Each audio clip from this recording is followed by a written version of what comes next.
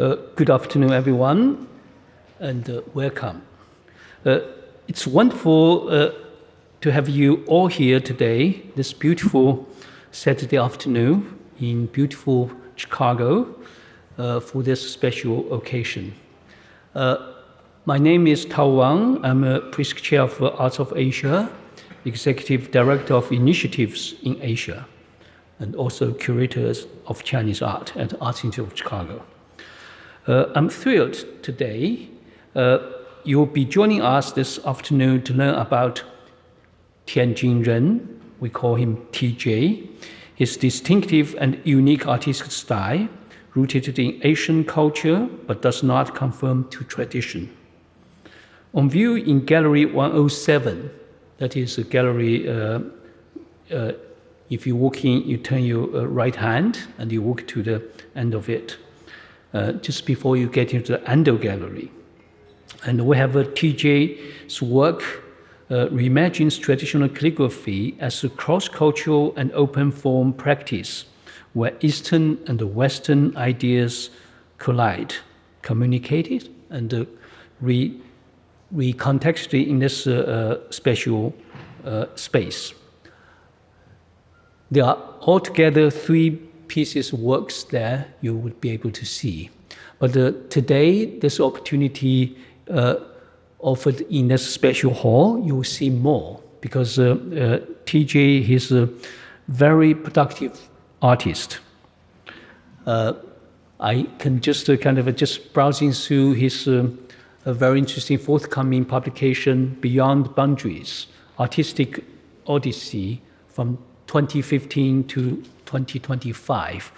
So you can see in that I would say it's a short period of artistic career, but he has produced so many different things. Cross-boundary, it's really a perfect fit term for his art. It's also a fit term for his person, as artist. He has an incredible, interesting career path. I think during the conversation you will learn a lot more. But here, I just want to introduce first the artist and also the curator of Chinese art at Arts Institute, Seung Hee Oh. They two would give you a conversation and also questions and answers. TJ, he was born in Shanghai in 1962, but lived and worked between China and the United States since the 1990s. Actually, I know he started to build a very successful business career, and he was probably the first naturalized Chinese and went back, be granted with a permanent residency. I remember there was on the newspaper. So he made some very distinctive contributions in his career. And his artistic practice ranges from Chinese calligraphy to painting and sculpture. As a child, he was mentored by one of the very famous calligrapher in Shanghai.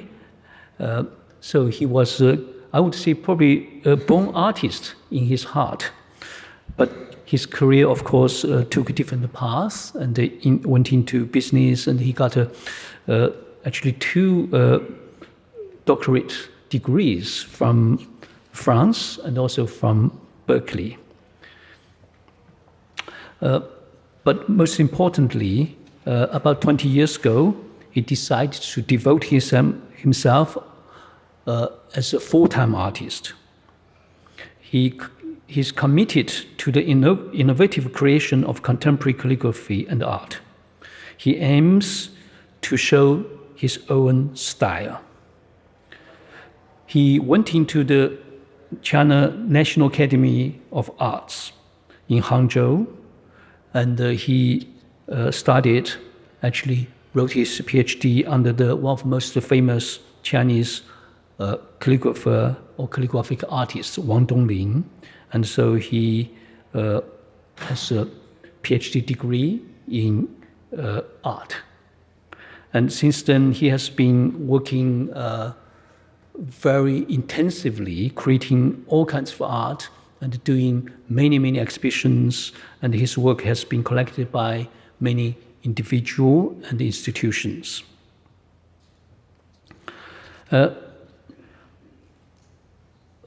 Among all these institutions, I think probably most publicly noticeable work is the sculpture he created, Conform, Eastern Wind. Now it's how many meters? 3 meters tall, metal sculpture, now erected in the front of the Asian Art Museum in San Francisco. So you wouldn't miss it because it's such a landmark piece. And he has been doing several very, I would think, not just gallery displays, but also he used space in, I think the most recent one is the famous hotel in Shanghai. He created a new sculpture, and which I love it. I think I saw it last year, or actually early this year when I was traveling in China. And he has so much to share, and we leave the kind of the time for him later. But I also want to introduce our curatorial partner in conversation with him, Seung Hee. Seung Hee graduated from Harvard University and joined the Art Institute in 2023, just within a very short period, and she has been making a very remarkable progress and also creating different projects and making our galleries and collections much more in-depth and lively.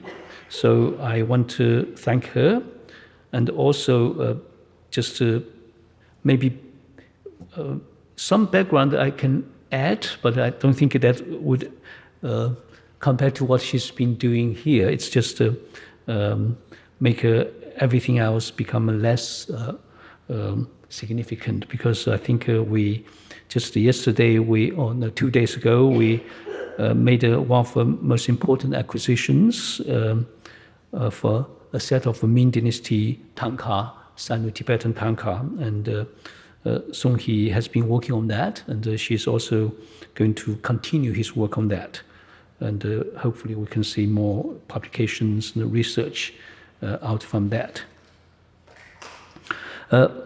So now, with much ado, and I would like to invite TJ and Seung Hee come to the stage and then sit comfortably, and then we can let them to start have the chat, and then we can enjoy and participate. Thank you.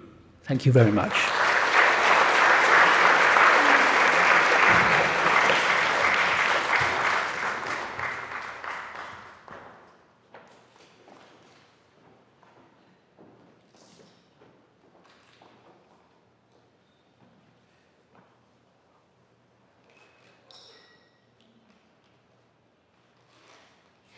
Well, I think we can just dive into the conversation. The first question that I have been having all the time, ever since I saw your work for the first time.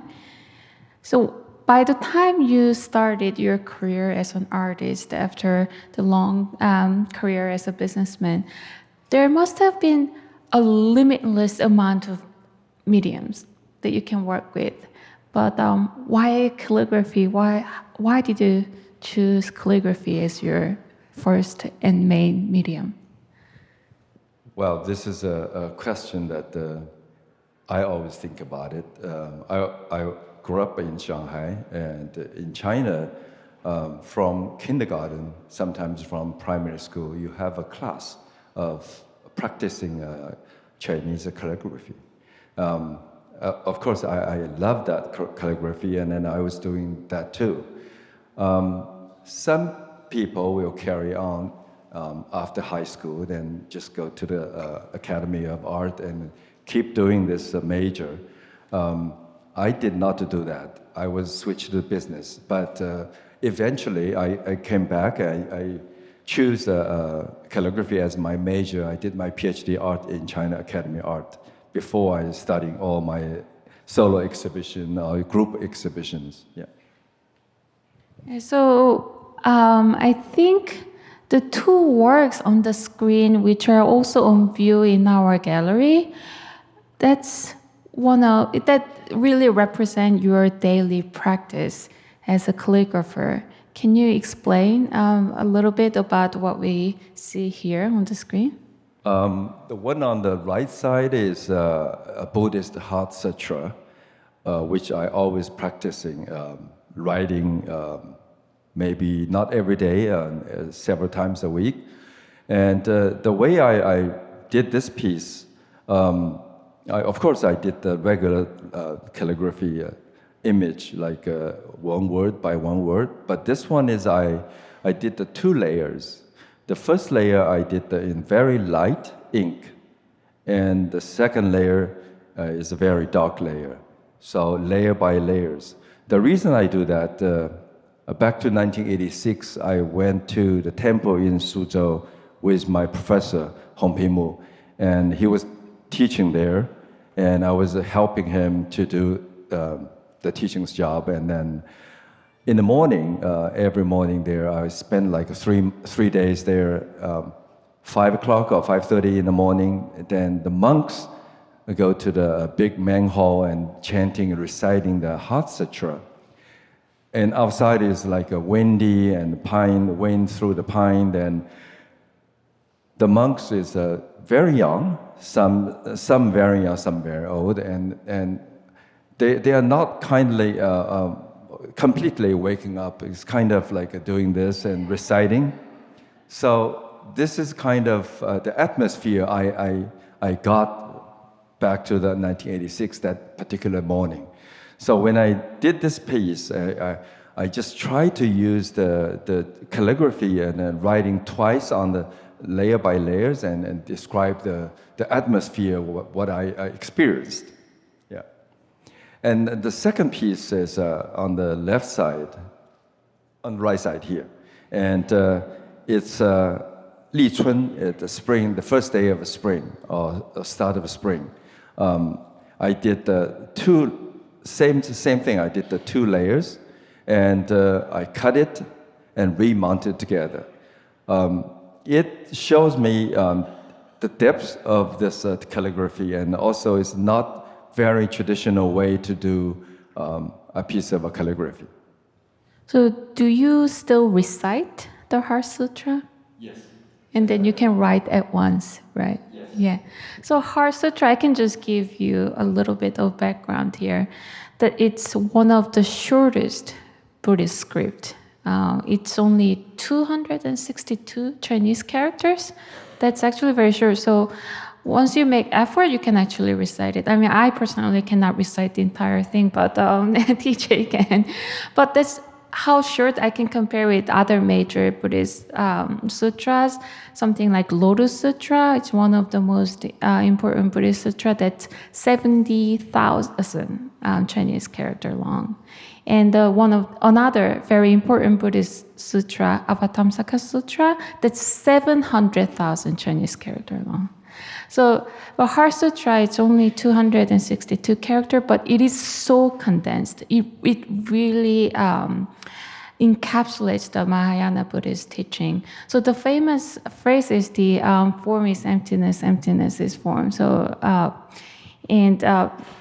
that phrase appears a lot in TJ's work as well.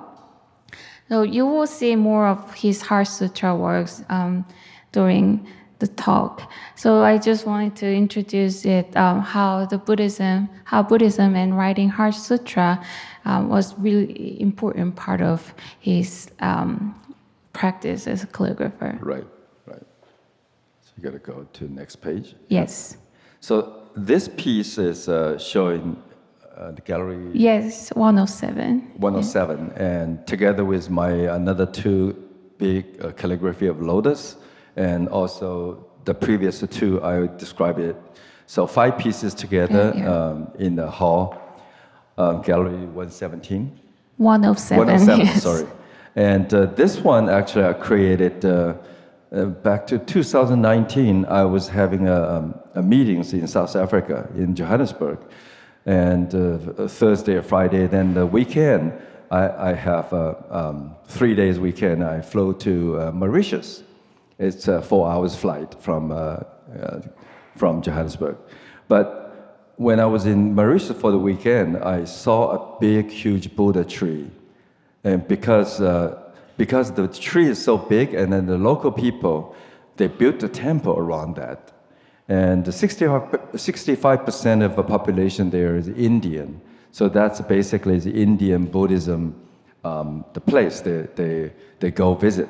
So I visited there, I saw a big, huge tree, and the local friends, they pick up some tree leaf, and I put in the magazine, covered it, and brought back to China. And the end of the 2019, so I had an exhibition in Shanghai. So I did some calligraphy on the leaf, the one there, the real leaf, and also I draw a leaf shape, and I wrote the Heart Sutra. The reason I do the Heart Sutra with the Bodhi tree, because the history of Buddhism, back to the 5th or 6th century in India. That's the one, the painting was acquired by the Art Institute of Chicago last year. So it's showed this time in July 9th, and we're all the way to October 9th, 3 months, yeah. Yeah, but it is not entirely a writing. It's a kind of a painting as well. It is a painting, Yeah. but the painting combined with the calligraphy. It's Yes. not that many people is doing this way. Yeah. And my favorite part, my personal favorite part of this work is the upside down leaf. So Bodhi tree leaves, actually, they are heart-shaped. They look like heart. So they are often rhetorically associated with the mind heart of every sentient beings who has all potential to be enlightened. But somehow it's upside down because leaves should be connected to the The other way tree. around, yeah. The other way around. I was amazed, and then I was actually struck with the phrase in the Heart Sutra. So there's a phrase called 颠倒梦想, called inverted thought, like inverted thought that looks like a dream. So, wow, it really conveys the teaching of Heart Sutra visually. So I was really amazed. And there are more trees actually down the road we can see. And then the tree and then the vegetal theme is one of the most important theme that penetrates his entire work, as we will see down the road. Yeah, and then, that's the leaf. And I just want to point out that collecting Bodhi tree leaves actually also has a very long history. So many pilgrims who visited India or Southeast Asian countries, they collected the Bodhi trees, and then they will paint some Buddhist figures or wrote Buddhist scripts as well. So TJ is actually continuing that practice. It has a very, very long practice of painting and writing over Bodhi tree leaves as well. But he created his own Bodhi tree leaf by painting and shaping it on the paper. That's something very, very interesting. Yeah, this piece I did this year, and it was pretty big, 3 pieces Shen paper, and it's ink on paper. Yeah. I used a different with a light ink and a dark ink. So, but this time the leaves are Going up. more, the going right order. Yeah. It's okay. Yeah, so another Heart Sutra. Yeah, this piece I also did in 2019. It's a piece by piece. Many times I practice the Heart Sutra. So when I do this piece, I just cut it every time I did the pieces, and I mount it on the same canvas. So it shows to the end, the image is like this. Do you remember how many times you have been written Heart Sutra? No, you No, cannot count. I cannot remember that. Yeah, but actually, a lot of people like this. People said, "I want that kind of calligraphy. I want to collect it. Can you do it again?" I cannot repeat it. I cannot. Yeah, repeat so it. it's one-time thing. But that also talks to the very nature of calligraphy and ink on general or ink on paper work as well. Once you apply ink on paper, there's no way going back. Yeah. Yeah. Yeah, it's a one-time job. Yeah. In this piece is also you can see the two different styles combined together. The first character is a Wu, which is a none, zero, but this none or zero means everything. And the second character is Ji, is she speaks 4 different languages. So yeah. So Wu Ji is a philosopher of Lao Tzu. Lao Tzu. Yeah. So this piece is collected by one of famous interior design company in China, and the bottom line is a Heart Sutra. Actually, it's a paragraph of the Heart Sutra. I just repeated the 2 paragraphs again. Yeah. Yeah, so it's really the meeting of Taoist idea and Buddhist script side by side. So these are the ones that are also in the gallery. I think we should actually talk more about Yeah, the these 2 Lotus pieces you one, I can see think. in the gallery here. It's pretty big though. Yes. It's 2 meters long and 145 centimeters wide with the width. And one character, both are lotus. The meaning of a lotus, we talk about it. Lotus are always growing in the muddy water. You look kind of not clear, but the flower coming out from lotus is very pure white. So that's a kind of spirit was talking about it. Buddhism also using this character a lot. So when I do calligraphy, big characters, I often write these 2, often write this character with different media. Also, I do that on canvas with ink. These 2 pieces, it was ink on the Xuan paper. Yes, Right. yes. And just to add a footnote, TJ already mentioned it.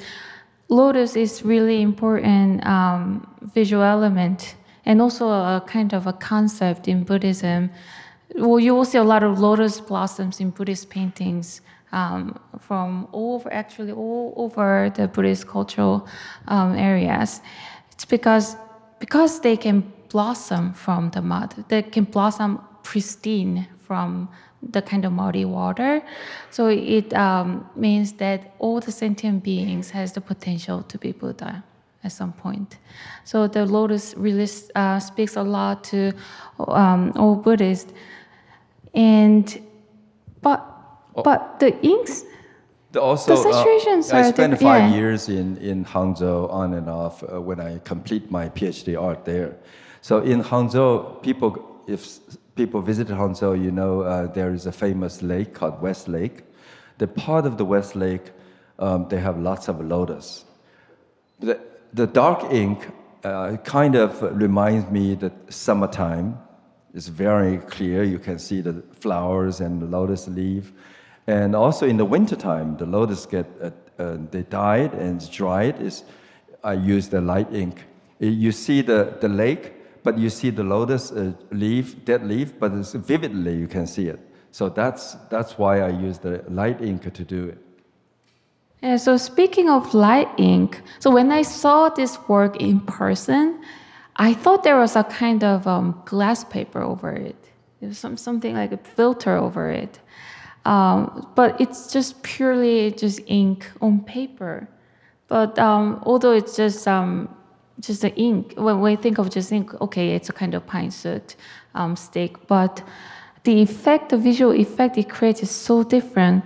So especially this one with the light ink, can you explain what kind of ink you used? In the practicing Chinese calligraphy, you sometimes, especially in Chinese painting, you use the ink is called fresh ink. You just do a piece of ink with water, or you keep the ink overnight. It's called the sumo, which means it's kind of fermented. The smell is not pleasant, but the coming out when you use the overnight ink with the water together, it depends. That takes a long time to control the way it coming out, how it looks like. Then how much water you use, how much ink you use. So you use the ink with the water together with the brush. But how about this? So how the ink worked with the paper for this darker version? So the dark ink actually, this was the ink I did with the machine automatically. Just overnight, it was doing this ink because it takes a long time to make a block of ink with the water by yourself, and also together with the bottle ink together mixed with the bottle ink. Actually, this ink is very dark. When you see the piece in the gallery, it's, even in behind the windows, you still can see it's very dark ink. So to me, it's kind of powerful. Even it's a lotus. Lotus is a very elegant name for describe the image, and the way I do this one is behind the lotus. Actually, the personality is very, very big, very powerful. And this kind of dark ink is also called burnt ink, right? So it's just so dark, it looks like really like a burnt coal. And it's really powerful. And I really would like everyone to go to the gallery to see these works if you haven't done so, because they are huge. They are really big. And it's really difficult to visualize how TJ wrote this character at once using just one brush, although that's big. So we prepared a short video how his large character work is created. So you can explain what the process. So that's the bottle ink. Yeah. And I use a big brush. Normally it's dry, then I have to use water to make it softer and dip into. That's in my Shanghai studio. And so you see the size of the paper. So unlike the canvas, the painting on canvas that this stood vertically, so the paper should be laid down flat on the floor. And then look at the size of the brush. For calligraphy, is the different from the Chinese painting is Chinese painting you can paint over and over. If there's something wrong, you don't like it, you can paint over. The calligraphy you only can one time. The stroke is, if it's wrong, you have to throw it away. So this character is a dragon.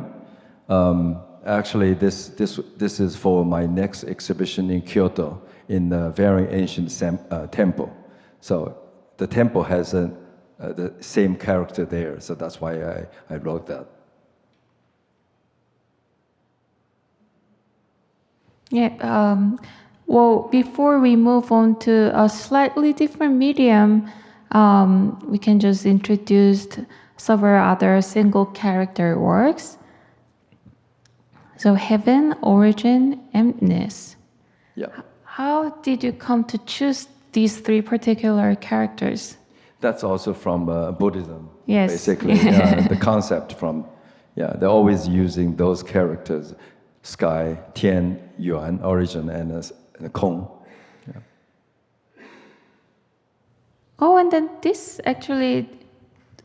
lotus is special. Can you this explain? lotus, on that side is ink, the fresh ink, very dark, with the water, but I did on canvas.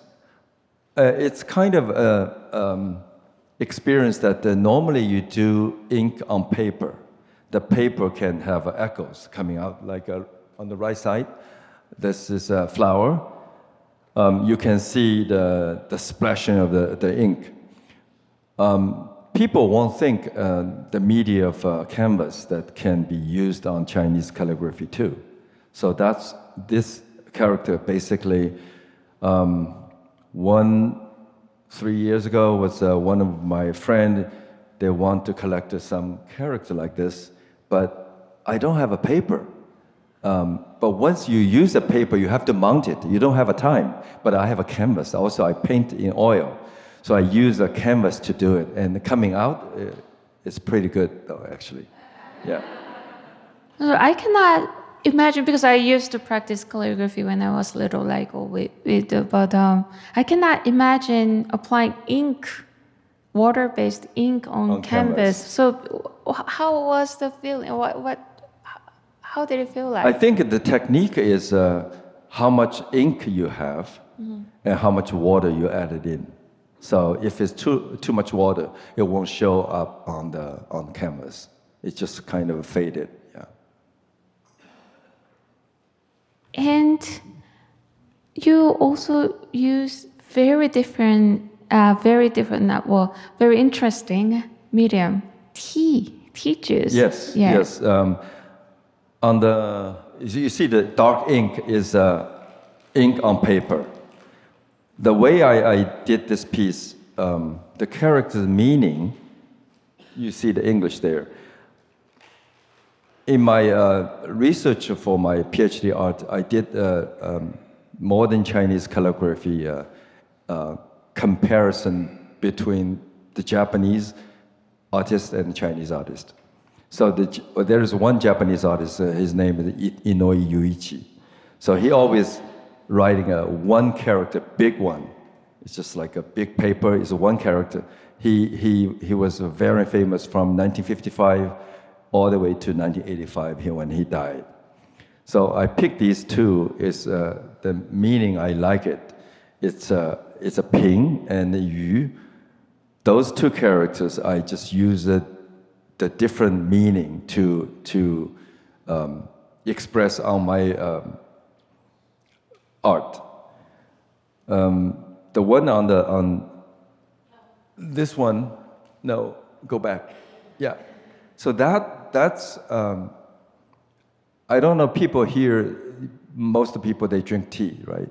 The green tea, black tea, and this is a pu'er tea, which is a fermented tea leaves from Yunnan, from China, and when you see it, it's like a cake, pressed, and then you take pieces off and put in the water.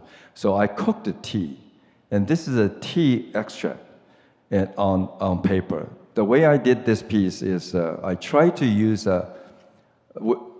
without brush, but normally people write with brush, ink, paper. So this piece is a spoon, paper, and tea ink. So to the end, the image looks pretty good. But it was 2 years ago. We were invited. My wife is here too. So we were invited to Mimi Gates' house for a dinner. So I thought, what should I bring? And she has everything, right? So I brought a piece of these two characters in pu'er tea. And Mimi Gates studied Chinese art before. So when she saw these two pieces, two characters, and she said, hang on my wall, and I did it. And I tried to explain it to her. She said, I understand. I said, yeah, you understand. This pin is not poor. This pin is rich here. And yu is also not stupid. It's rich here. That's why I did these two pieces. Yeah. That's a great wordplay there. But how did you come to choose pu'er tea? I thought paper cannot only used with the ink. So I tried it other media. I tried the coffee. Everybody drink coffee, right? but the coffee won't stay like tea stayed. And also the National Museum, a fellow from National Museum in China, he is doing all these kind of research for materials. And he came to my studio, he looked at this paper. He said, wow, you know, I can tell you the pu'er tea, the lifetime of pu'er tea is similar as ink.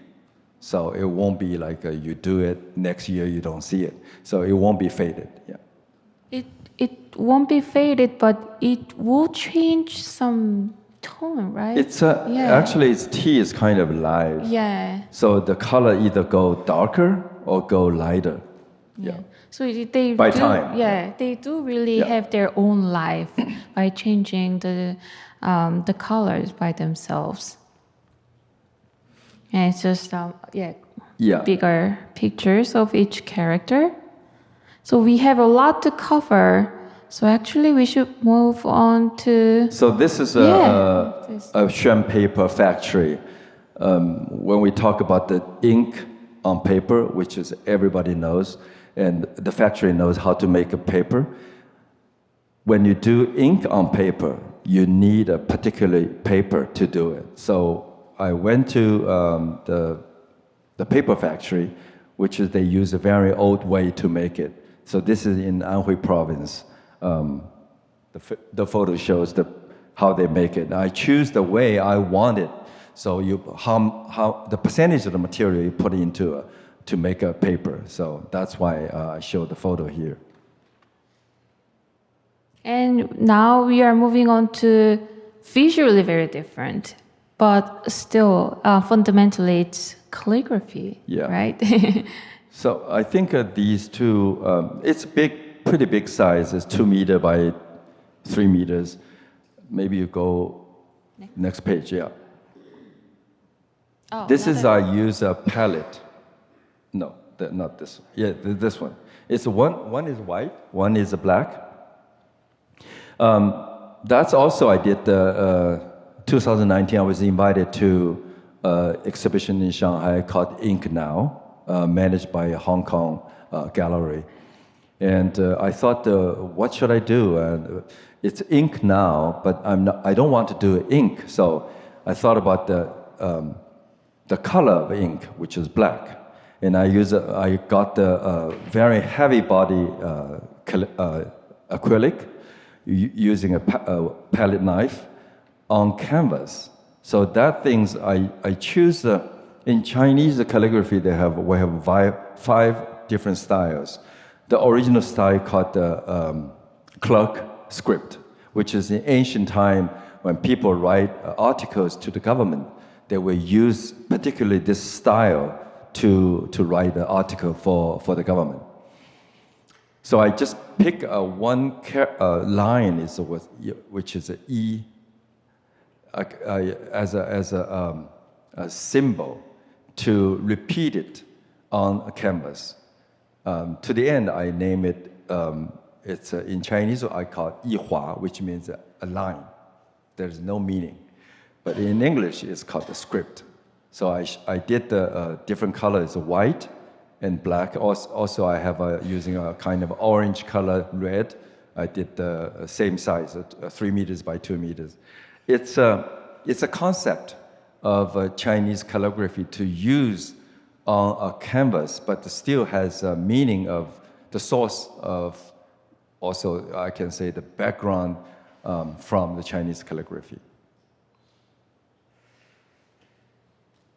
And then this is also a script. A script. Yes. But as I talk about the clerk script, and then we have running script. So this is a kind of like a running script. I use a palette to do all the strokes as running characters, but not a particular word. Yeah, this one I did the canvas. I made it black and then use a gold to do that. The key is I'm doing this piece is you have to have some space to breathe. If you write everything is like a very much together, it's just like suffocated. So in the middle, down, I leave some space so you can breathe. Yeah, and then even they are made with acrylic on canvas, you work as if you're right.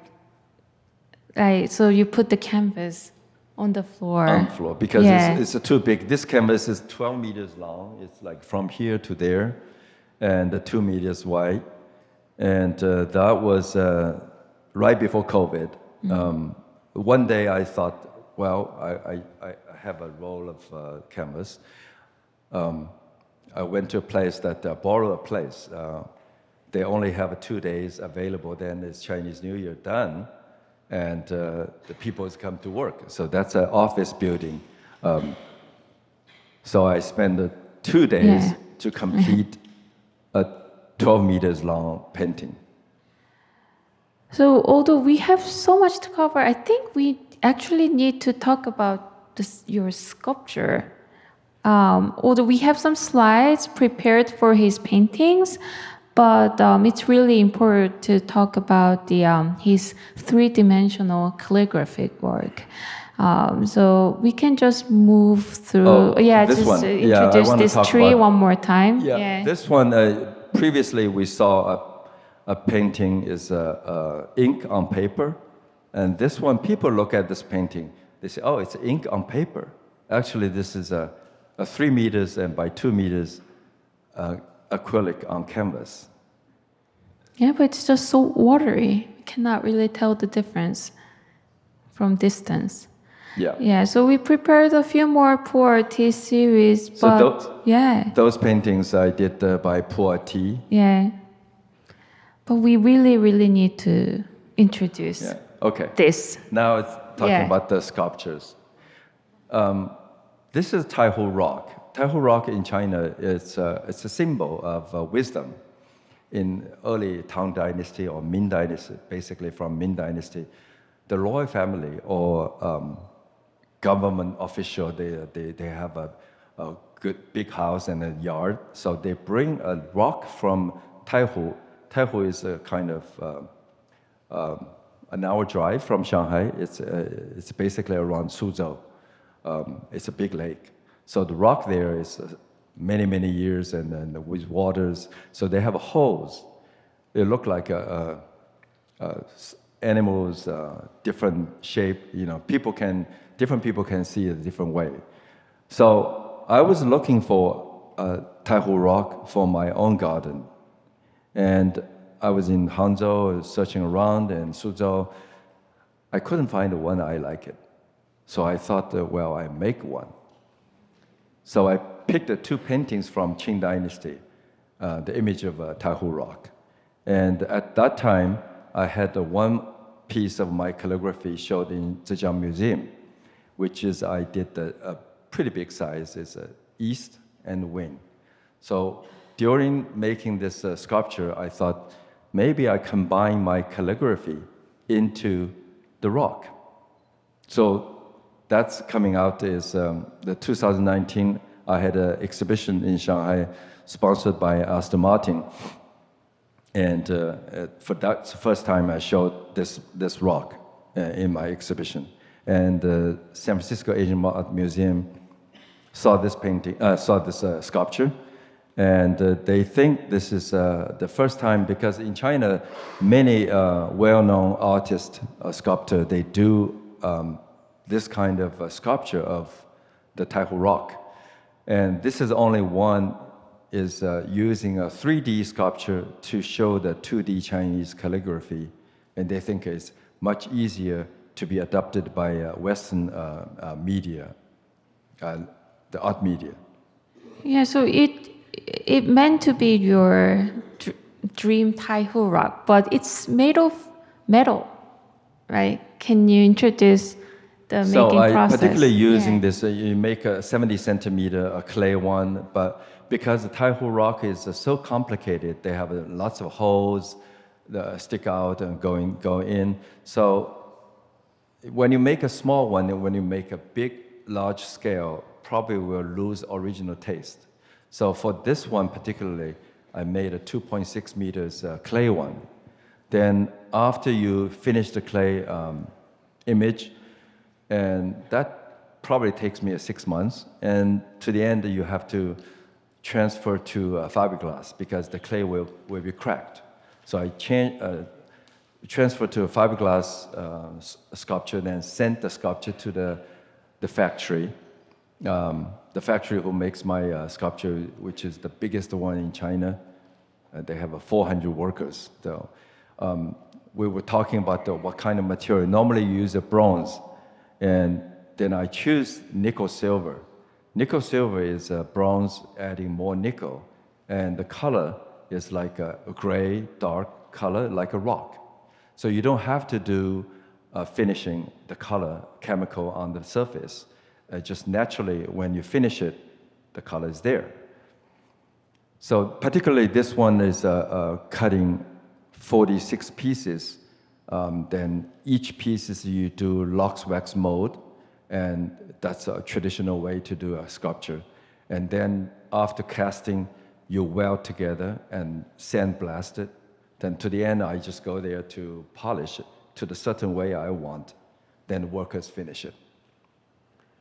And then the work again is Tao introduced earlier. This is in front of the San Francisco Asian Art Museum. That's 2017 to 2019. It was a big white dog from a Japanese artist, Nara Yoshitomo.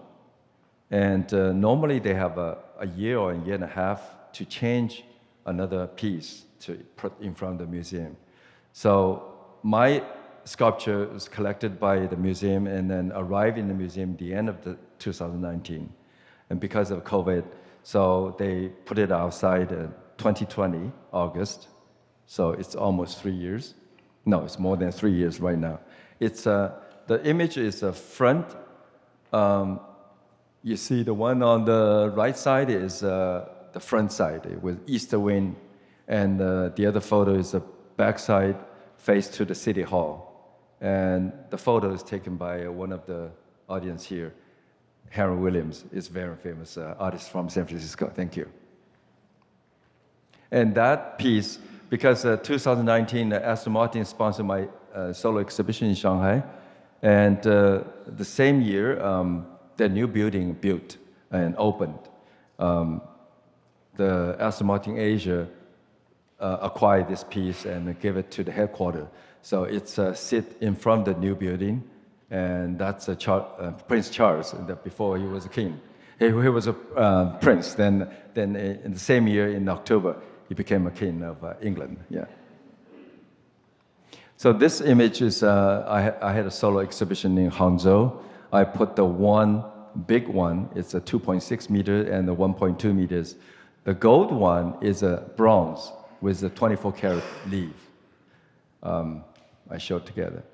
And this particular piece is East and Garden. It was acquired by Shanghai Museum. It's already in the Shanghai Museum. So another three-dimensional calligraphy work. This one is the MGM Shanghai. It's 1.5 meters, a big ball, stainless steel. It's all the lines, strokes.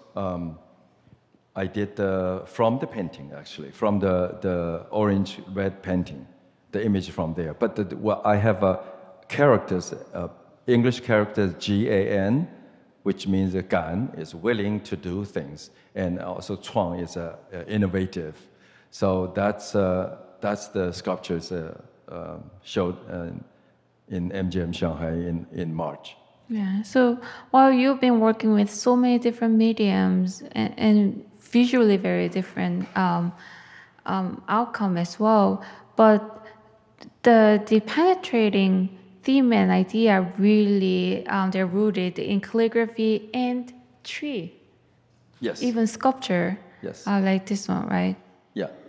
So this one you can see the photo here. I'm polishing the finished nickel silver, and before I polished that was in the workshop. Is the worker using a big tube of sand. Normally you see sandblaster is a small box, but this is a huge sandblaster workshop. on the next page is it's collected by one of the well-known hotel chain is MGM Diaoyutai. Diaoyutai is one of the national guest house in China, but they have a joint name, company name. It's called MGM Diaoyutai Hotel. So this was collected and then placed there. Yeah, and as if just the tree is just emerging from water, and then the texture is really like brushstroke. Yes. Yeah. Yes. I'm anxiously looking at the clock that we are approaching to the time. So it will be nice to talk about his next step, but I think we can actually combine it with the Q&A by opening up to the floor. Yeah. So we do have some time for questions and answers. So if you have any question, if you raise your hand, our staff will bring the microphone to you so we can have conversation. Yes. Yes. Oops. I love how you said that you've worked with Japanese artists, painter or calligraphers, and I'm Japanese, and when I speak with Chinese people and they mention about a certain city or town, I don't understand their pronunciation, but when they write it in Chinese characters, I understand where that is. The problem is that nowadays they have simplified Chinese characters, and when they write it in simplified Chinese characters, I don't understand it anymore. And I was wondering, for your art, traditional Chinese characters and simplified Chinese characters, does that produce any difference in the type of art that you create? I think mostly I write in the traditional way, which the way as you understand, but also in the running style of Chinese calligraphy. It's all follow the simplified characters. That's many years ago, thousands of years ago. They used the styles, but when you write very formal, but most of the calligraphy use the old style with complicated styles, which. Taiwan is using, Hong Kong is using, but the Singapore using the simplified one. Yeah. You're talking about the Japan. I will have a solo exhibition in Kyoto next year in the Royal Temple. Yeah. Yes, we have a question here in the middle. Yeah.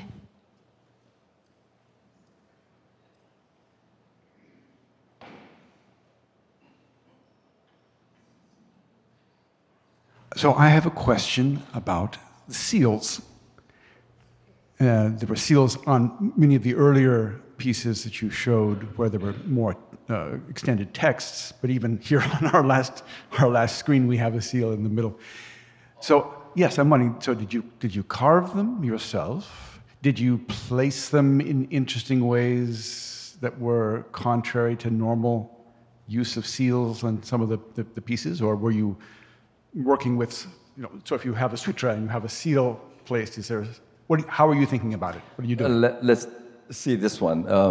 The traditional way, when you paint a painting, and probably you will write on the far right side, a line down, is talking about the title of the painting.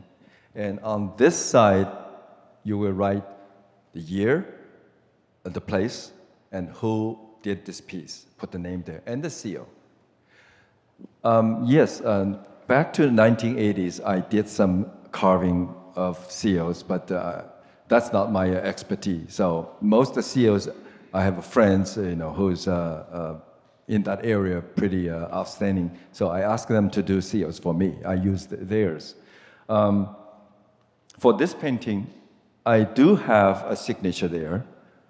See the last drop down the leaf, there is a little tiny one. That's my seal. Yeah. So I think if I put the characters on the side, left and right, and put the big seal there, it's absorbing the people's attention to damage what I wanted to show. So basically, I'm hiding, but I have to write down who is doing this piece, right? So I put the little tiny seal. I think only this big painting. Yeah. Yeah, you can check it out in our gallery. It's really interesting placement. When I found out, I was amazed too, and then I loved it. So I really encourage everyone to take a look and then try to find the sale. It's amazing. Okay, do we have any? Oh yeah, we have question here. Yeah. Oh, we have more. Yeah, okay. Good afternoon. I would like to know the Xuan, or I don't know how to pronounce your paper. Is it like washi paper? Is it made out of cotton? I don't know. The Xuan paper is a traditional Chinese paper, especially for writing ink. It's basically material is the tree bark. Is it a One particular tree bark and with grass percentage, also with other material in. That's two major. Back to this painting. This is I was talking about the one with poor T. Yeah. Back. Yeah, keep going. So the reason I want to bring up is the poor T. The poor T is made from the tree leaf, fermented. And the paper is from the tree bark. So these two trees elements, after all these processing, then to the end is combined on one page.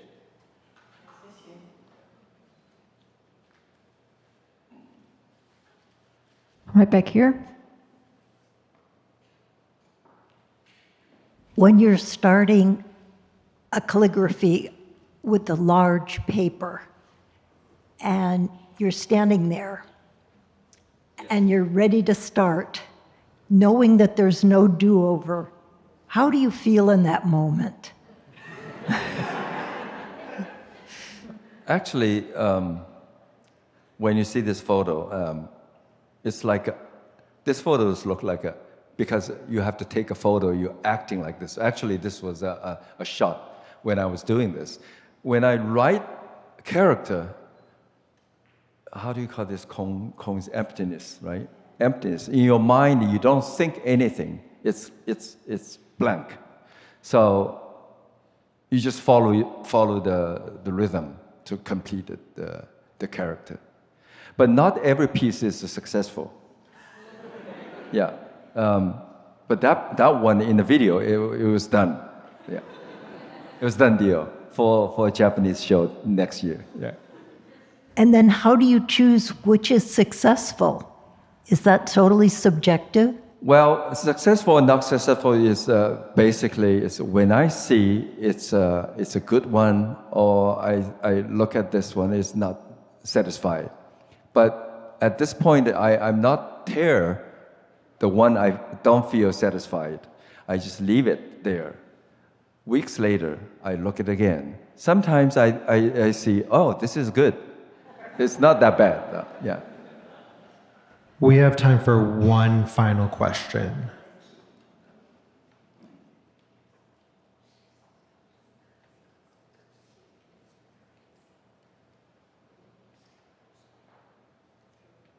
Mr. Ren, thank you so much for the talk. And looking at your calligraphy, I found there's an interesting play between text and image. So sometimes we see this, some of the, you do calligraphy at one time, and also you do a lot of textural or like gestural line expressions through acrylics, means like acrylics. So I think to what extent do you see your calligraphic practice as an expression of painting? Well, when you see different media, I do ink, I do acrylic or oil on canvas, I do sculptures, not because I want to do these things. The reason I do this because when I practice a certain time for calligraphy, I feel tired of that. Then I switch to paint, ink. Then after a certain time, I say, okay, it's time for oil. I do oil. At the same time, maybe I do sculptures, some image for starting sculptures. So it's just rotating. My art is like when I want to do, I do it. Otherwise, I cannot do it well. Thank you. Okay, I think we can complete the today's program here. Thank you so much for coming today. Thank you so much. Yeah.